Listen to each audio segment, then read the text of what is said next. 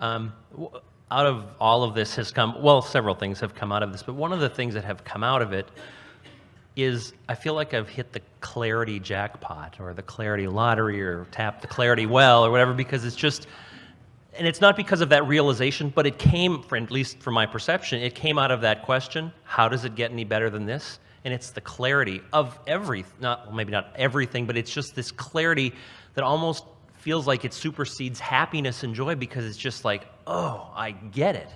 Awareness. Because what clarity is pure alignment, and therefore looking through the eyes of Source. In other words, you got to remember, and we know you do, that you are an extension of Source energy, but you are Source energy. And so you want to ask the question, who's the me that I'm talking about? Who is the me that's having this life experience? Well, Source is right there flowing with you. And in absence of resistance, you've got that full awareness, which is what you are calling clarity. Mm-hmm. So what you're calling clarity is vibrational alignment with the perspective of Source. Right. Yeah. And it's great. Well, it's what you all want. But so now let's put this in the whole perspective. So Sure. You had that before you were born into this physical body.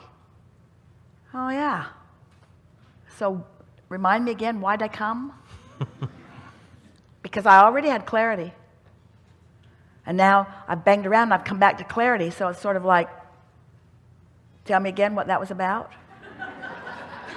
But isn't there value in gaining clarity? When you talk about the path of going from unclear to clear, how great that experience is? It's like hitting yourself over the head with a hammer, and when you stop, it feels good. Kind of, maybe. Well, But you're not arguing against clarity, though. we are certainly not arguing against clarity. And what we want you to feel, what you're ready to feel and understand, is that you were clear before you came into this physical body, and that clear meaning non-resistance, clear meaning therefore good feeling, clarity therefore meaning invincible, in love with life. That's who you are. And then wanting to participate in an environment that would produce more desire that you would then become clear with also. Understanding that desire is born out of choices, and that in lots of choices there is less clarity. Can you feel that? Yeah. And the more choices you have, Esther sometimes will say to someone, don't you know better than to give a woman that many choices? Because with that many choices, it takes a little longer to make your way through it. And so the more choices that you have, then you are clear, come into this environment, stand in a place of more choices and a little less clarity, which produces rockets of desire, poignant clarity, because the contrast helps you to choose something that you had not been in a position to choose before. This time-space reality does that to you all day, every day. This conversation has never been before into all of the universe. Clarity will come out of this, but before clarity comes out of it, rocket of desire will be born. Rocket of desire is born, and Source receives it, stands with it, becomes it, knows it, and adds clarity to that knowing. In other words, Source energy, the energy that creates worlds, the consciousness of all that is, now holding that new thought in perfect clarity. Now, you're not ready for that yet, because the contrast that produced the clarity that Source now holds isn't yours yet, because it's not practiced. But your emotions will guide you to that clarity. And when you find it, you will feel wonderful. So now, did you follow all of that? Made perfect sense to you, didn't it? So when we say to you that you never get it done, factor that in. And when he says to you, he likes the feeling of moving from non-clarity into clarity, isn't that the journey that we're all talking about? In other words, so don't just sort of kind of want to stop beating up on yourself in your place of not clarity, because if you never knew what not clarity is, would you appreciate clarity? And if that's, in other words, it's the process of becoming that is so delicious. It's not getting it done, it's the process of becoming that is so delicious. Right. So yes, clarity is the goal, but you're not ever going to know clarity if you don't have a little confusion. Just don't make a lifestyle out of confusion, because you don't go from confusion to clarity, you go from less clarity to more clarity. you see. How is that for you? Did you follow that? We're really out there on the leading edge, and those of you who said you're here for the first time, good for you. That law of attraction brought you here. You had to be in the vicinity or you would not be here, in other words, and you feel more clear now, yes? We want to bring all of this back to the physical world that you live in, because talking about vibration is essential, and knowing about guidance is essential, and knowing who you really are is essential, but after all, you came for the experience of the expansion, for the joy of the expansion. And so all of this that we are speaking to you here, while it is law-based and fact-based, and there is not a shred of evidence anywhere in the universe to the contrary of what we are speaking here, words don't teach. It's only life experience that teaches. And so you're going to take what pieces of this that you are feeling resonance with, and then life is going to confirm them for you. And that's what's been happening to you. Right. In other words, you'd gained all kinds of clarity, and now you just have a really wonderful opportunity to experience up close and personal the details of what that clarity produces for you. Right. And so all of this knowledge that you've been holding for a long time, when it's applied to a different subject, to a subject that you have not been willing to apply it before, you're feeling really a lot of delicious movement, you see. Yes. That's what that's all about. There's no right or wrong in anything. There's just you in relationship to what you've become, to what you're allowing yourself to experience. Physicality is so delicious. And translating vibration through your physical senses is so wonderful.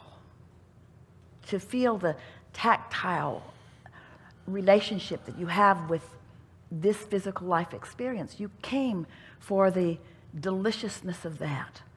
But your emotional rendezvous are more delicious than anything that you're translating visually. In other words, you can see something that is beautiful, but when you see it from your vibration of love, self-love, then the beauty is unspeakable, isn't it? You can read books that others have written as they try to explain things, and they can move you, and you can speak your own lovely words as you try to describe things, but the feeling of love is so much more than any description of love that you will ever hear or offer. The feeling of clarity is more delicious than any explanation about clarity that you will ever experience. The feeling of alignment is more delicious than any explanation of how to become aligned that you will ever experience. And so we love knowing that this conversation has stimulated some things within you.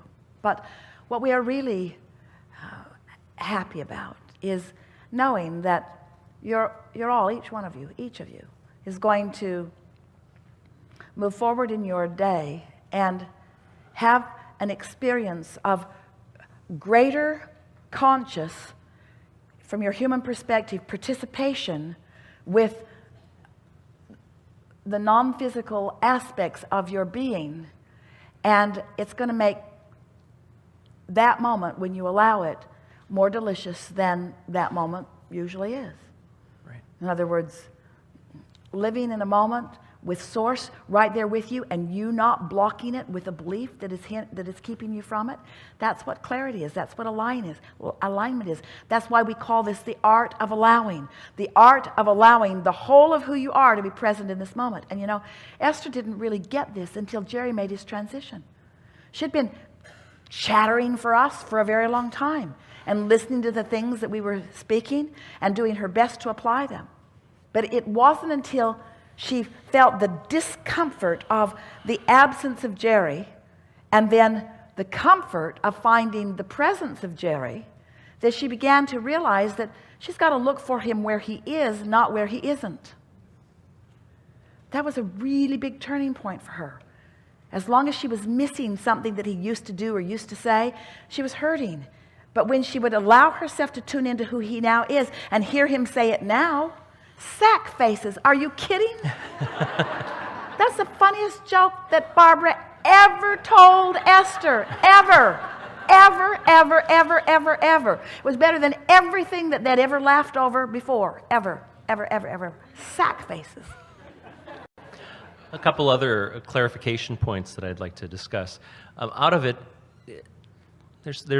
I've noticed, although not recently, people kind of talking about the benefit of being vulnerable. There's a couple of books have been written about it, and what has become more clear for me on Well, we would get way general about that, and instead of talking about the benefits of being vulnerable, we would talk about the benefits of contrast, because the word contrast is a whole lot less loaded than the word vulnerable. Well, there are no benefits to being vulnerable other than the gentle benefits of contrast. What came out of that for me, though, was the notion that the only way you can feel vulnerable is if you feel fear. The only reason that you can feel vulnerable is if you choose a thought that the source within you never thinks. The only way that you can feel vulnerable is by looking at something in a complete 180 to the way source knows about it. But the way that the people that speak well of vulnerability is that the good part of it is the being open part of it. You're open to, I don't want to say open to being hurt, but you're kind of open to everything. I was wondering if you could expand a little bit on that. We would be open to good feeling things and not open to bad feeling things. And those who are excited about vulnerable open themselves to things that we would never open ourselves to, and that's why they feel vulnerable, is because they focus on things that we would not focus upon. But in a general sense, we will not argue with you that contrast is a clarifying thing. But if you are touting the benefits of vulnerability, then you really do believe in sacrifice. You really do believe that there is only gain from pain, and that certainly is not true. Right. Gain comes when pain stops. Pain is a gauge to how much gain you are disallowing. Period. Right. The other